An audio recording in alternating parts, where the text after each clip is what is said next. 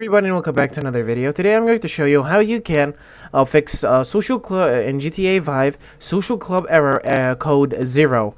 I'm going to show you how you can fix it. It's pretty easy, and I'm going to show how you do it. So basically, it's a pretty easy fix. What you need to do is actually change your date and time to these respected date and time.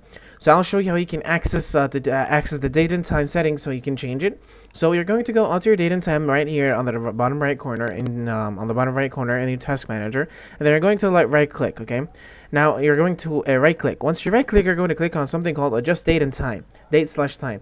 Then you're going to close set time automatically, and then you're going to click on set the date and time manually. You're going to click on change, and then you're going to change it to these respected numbers that I'm going to show you on the screen.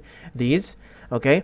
When you change these, you have to change it, restart your PC, okay? Then relaunch GTA 5, but you need to change it exactly how am I doing it right now. You can actually change it later, later when the game starts working, but make sure you change it to these exact dates, okay? Date October 18th, 2017, time 9:30 a.m., okay, guys?